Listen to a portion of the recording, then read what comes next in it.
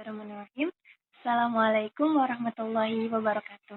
Perkenalkan, nama saya Kamelia Puspitasari. Saya berasal dari jurusan Ilmu Al-Quran dan Tafsir, mahasiswi IAIN Syekh Nurul Jati Cirebon. Di sini, saya akan mereview tentang buku Rekontasi Al-Quran, bab pertama sampai ketiga. Nah, untuk itu, sekarang kita masuk ke bab pertama, yaitu tentang latar kesejarahan.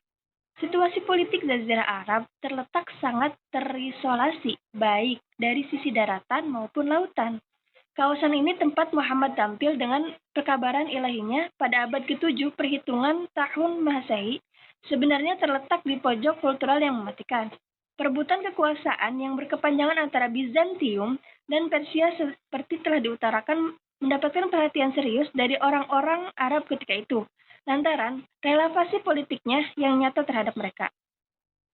Kehidupan di Jazirah Arab. Selanjutnya kita masuk ke kehidupan di Jazirah Arab. Risalah yang dibawa Nabi Muhammad memiliki keterkaitan yang erat dengan milau dunia perniagaan masyarakat perkotaan Arab ketika itu. Tanah air pertama Islam, yaitu Mekah, merupakan pusat perniagaan yang sangat makmur. Sementara tanah air keduanya yaitu Yastrib, yang saat ini lebih populer dengan nama Madinah, yaitu fase kaya yang juga merupakan kota niaga. Sekalipun tidak sebesar Mekah, meskipun Madinah memiliki peran sentral yang amat vital dalam evolusi eksternal misi kenabian Muhammad, namun milau komersial Mekah lah yang tampaknya paling mendominasi ungkapan-ungkapan Al-Quran. Pada penghujung abad ke-6, para pedagang besar kota Mekah telah memperoleh kontrol monopoli atas perniagaan yang lewat bolak-balik dari pinggiran Mesir, Persia, Arab. Selanjutnya, tentang kafilah-kafilah dagang yang biasanya pergi ke selatan di musim dingin dan ke utara di musim panas. Rute ke selatan adalah ke Yaman, tetapi biasanya juga diperluas ke Abisinia. Sementara rute ke utara adalah ke Syria. Di tangan khalifah-khalifah dagang inilah orang-orang Makkah mempertaruhkan eksistensinya yang asasi. Di lembah kota Makkah yang tandus, pertanian maupun peternakan adalah impian indah. Kota ini sangat bergantung pada impor bahan makanan, karena kehidupan ekonominya yang khas adalah di bidang perniagaan dan kemungkinan besar hanya bersifat moneter. Kehidupan Nabi Muhammad SAW. Selanjutnya kita masuk ke kehidupan Nabi Muhammad SAW. Nabi Muhammad SAW dilahirkan di kota Makkah sekitar 570 di tengah-tengah keluarga atau klan Bani Hashim dari suku Quraisy, yang panoramanya ketika itu tengah surut. Ayahnya yang bernama Abdullah adalah seorang pedagang sebagaimana profesi rata-rata orang Quraisy pada masa itu. Ayahnya Abdullah itu yang meninggal ketika Nabi Muhammad masih berada dalam kandungan ibunya. Ketika berusia 6 tahun, ibunya menyusul kepergian ayahnya.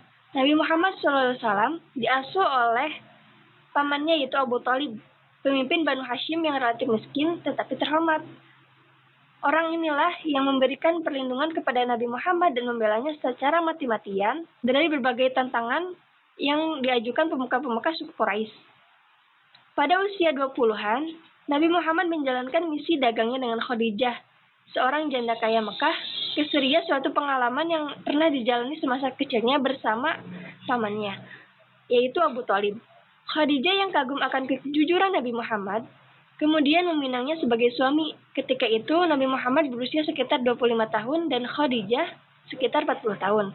Selama 15 tahun berikutnya, Nabi Muhammad terlihat melanjutkan perniagaan yaitu dengan modal bersamanya dan tidak menikah hingga wafatnya Khadijah ketika Nabi Muhammad berusia 50 tahun.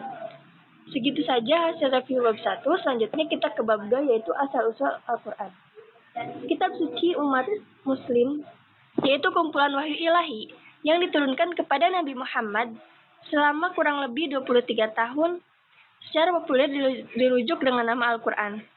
Sebagian besar sarjana muslim memandang nama tersebut secara sederhana merupakan kata benda atau bentuk masdar dari kata kerja fi'il qara'a yang artinya membaca. Dengan demikian, Al-Quran bermakna bacaan atau yang dibaca, makru. Dalam manuskrip Al-Quran, Barakhsyah Kufi yang di awal kata ini ditulis tanpa menggunakan hamzah, yakni Al-Quran, dan hal ini telah menyebabkan sejumlah kecil sarjana muslim memandang bahwa Terma itu diturunkan dari akar-akar corona yang menggabungkan sesuatu dengan sesuatu yang lain, yang mengumpulkan Al-Quran. Berarti kumpulan atau gabungan nama alternatif yang digunakan untuk Al-Quran menurut mayoritas sarjana muslim adalah Furqan, yang artinya pembeda. Pada mufasir muslim berupaya mengaitkan istilah ini dengan kata kerja faroka, yang berupa mengatakan diskriminasi atau memisahkan atau bedakan dan menjelaskan, yang arti memiliki makna logis pembeda antara yang hak dan yang batil. Namun, makna semacam ini barangkali tidak dapat ditemukan dalam penggunaan kata furqan oleh Al-Quran. Selanjutnya yaitu tentang sumber-sumber Al-Quran. Kaum muslimin pada umumnya meyakini bahwa Al-Quran bersumber dari Allah Subhanahu wa Ta'ala, dan Al-Quran sendiri seperti ditunjukkan di atas juga mengkonfirmasinya. Keyakinan terhadap sumber ilahilah, wahyu-wahyu yang diterima Nabi Muhammad merupakan keyakinan standar dalam sistem teologi Islam. Pengakuan Nabi Muhammad inilah yang merupakan penerimaan wahyu dari Tuhan yang disampaikan kepada seluruh umat manusia yang mendapatkan tantangan keras dari orang Arab yang sejaman dengannya. Al-Quran sendiri tidak menyembunyikan adanya oposisi yang serius terhadap Nabi, tetapi justru merekam tenteran peristiwa yang tersebut tanpa memutarbalikkan pandangan-pandangan negatif para oposan kontemporer Nabi mengenai asal-usul genetik. Selanjutnya yaitu untuk pembahasan selanjutnya tentang wahyu ilahi dan Nabi. Wahyu-wahyu Qur'ani yang diterima Nabi menurut gagasan ini bersumber dari Allah Subhanahu wa Ta'ala. Wahyu-wahyu tersebut, sebagaimana dengan wahyu-wahyu yang lain, diterima Nabi Muhammad yang terpancar dari luh yang terpelihara, yang hanya dapat disentuh oleh yang disucikan. Luh ini juga disebut dengan kitab yang tersembunyi, atau induk dari segala kitab, yaitu Al-Quran. Jadi dalam gambaran Al-Quran, pengalaman kenabian Muhammad suatu pengalaman yang bersifat spiritual dan internal, sekalipun dorongan-dorongan ke arahnya terjadinya pengalaman tersebut. Selanjutnya yaitu di bab ketiga yaitu kronologi pewahyuan Al-Quran. Abu Al-Qasim Al-Hasan Ibnu Al-Habib Al-Naisiburi sebagaimana dikutip dari Asyuti misalnya menegaskan bahwa seorang tidak berhak bicara tentang Al-Quran tanpa bekal pengetahuan kronologi pewahyuan yang memadai. Pijakan utama ini peninggalan bagian-bagian Al-Quran adalah riwayat sejarah tafsir. Riwayat-riwayat yang dipermasalahkan di sini biasanya mengungkapkan bahwa bagian tertentu Al-Quran diwahyukan sehubungan dengan peristiwa tertentu. Misalnya, surah yang ke-8 dihubungkan dengan Perang Badar, yaitu surah ke-33 dengan peristiwa Perang Khandaq, dan surah ke-48 dengan perjanjian Hudaibiyah. Riwayat-riwayat semacam ini memang merupakan data jumlah sangat sedikit dan umumnya bertalian dengan wahyu-wahyu dari periode Madinah. Riwayat susunan kronologis susunan surat-surat Al-Quran yang dinisbatkan kepada Ibnu Abbas mulai diterima secara luas dan menjadi pandangan resmi ortodoksi Islam. Sebagaimana telah dikemukakan, riwayat tersebut memasukkan 85 surat ke dalam periode Mekah dan 28 surat lainnya ke dalam surat-surat Madaniyah. Dengan sedikit perubahan, ke dalam surah Madaniyah diadopsi oleh para penyunting Al-Quran edisi standar Mesir dan mendapatkan 86 surah berasal dari sebelum hijrah Makkiyah, yakni dengan memasukkan surah yang pertama ke dalamnya dan sisanya diklasifikasikan sebagai surat-surat di periode Madinah. Selanjutnya yaitu susunan kronologis ayat Al-Quran seperti yang sangat terpengaruh oleh riwayat-riwayat sebelumnya, terutama di Ibnu Abbas. Maka kritisisme yang telah diutarakan terhadap riwayat-riwayat kronologisnya dapat diterapkan dengan efek yang sangat sama terhadap sistem penanggalan Mesir. Karakteristik lain dalam revisi wahyu-wahyu ini adalah adanya sambungan-sambungan alternatif yang sangat menyusuli dalam teks Al-Quran. Contohnya adalah penghujung surat ke-39 di mana terdapat surah yang terrealisasi. Ayat ini menyusuli suatu suasana. Selanjutnya yaitu kronologi Al-Quran, sebuah refleksi. Dalam kronologi ini, uraian yang telah dikemukakan sejauh ini memperlihatkan bagian gagasan sudut pandang yang berkembang di kalangan sarjana baik Muslim maupun Barat tentang pewahyuan kronologis Al-Quran yang terbentang sekitar 23 tahun, baik ketika Nabi menetap di Mekah maupun setelah hijrah ke Madinah. Tradisional lain yang tentang bagian-bagian Al-Quran sebagai unit wahyu mesti dipegang kembali dalam upaya pemberian penanggalan terhadap kitab suci tersebut. Tentu saja, asumsi ini mengimplikasikan kemustahilan penyusunan surat-surat Al-Quran dalam satu tatanan kronologis.